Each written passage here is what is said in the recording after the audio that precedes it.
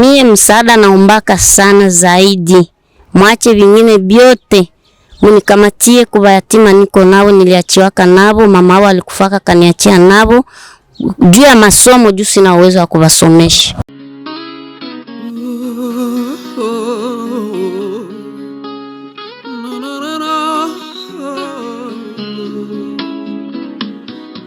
Tumeumbwa kwa ajili ya kusaidiana na kuonyesha upendo wa Mungu.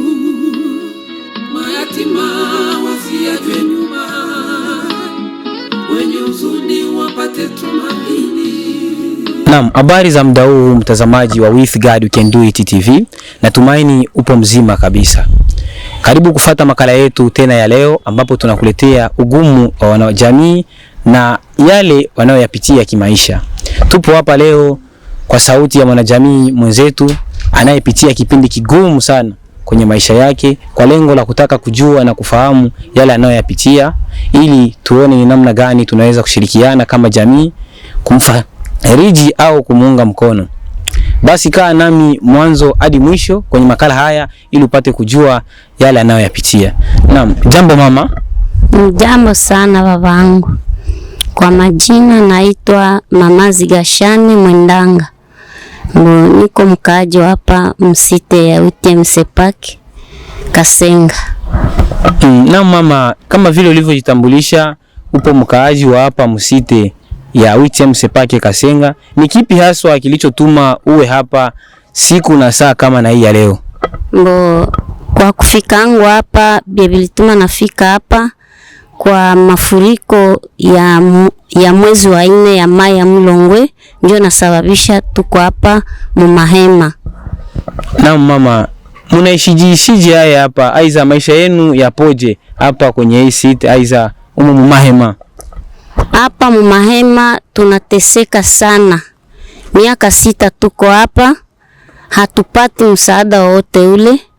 Watoto wanahangaika, sisi wa mama tunahangaika kwa kuwatafutia, kwa kuwasomesha tunahangaika, kwa kukula tunahangaika. Miaka 6 angalia gisi mabashi zinaisha, hakuna msaada wote ile. Tulikuwa nasema kama mnaweza tusaidia, mtukamatia hata bayatima wenye tuko nabo humu. Mtusaidie sana kuebo kubasomesha juu hatuna uwezo. Na sisi wa mama abo tunateseka na magonjwa, hatuna yoyote ile ya kutafuta franga ya kubasomesha, kubalipia masomo. Na mama, ni jambo gani ambalo unaweza ukapendwa hasa zaidi wakufanyizie yule ambaye yuko na kusikiliza saa kama na hii, muda kama na huu? Mie msaada naombaka sana zaidi. Mwache vingine vyote. Munikamatie kwa yatima niko nao, niliachiwaka nabo, mama wao alikufaka kaniachia nabo. Juu ya masomo juu sina uwezo wa kubasomesha. Naam, shukrani sana. Ni hapo ndipo tunafikia kikomo ya makala yetu ya leo. Tunashukuru wewe uliokuwa unatufuata mwanzo hadi mwisho wa makala yetu haya. Mimi ni Stefani nilikuwa nikikuletea makala haya. Sauti ya mwanajamii huyu imeshasikika. Ni muda wetu sasa na sisi kufanya kilicho bora, jambo nzuri ili kuleta mabadiliko.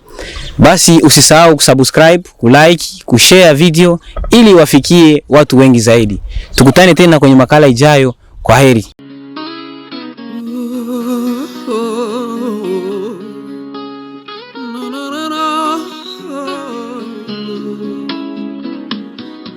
Tumeumbwa kwa ajili ya kusaidiana na kuonyesha upendo wa Mungu.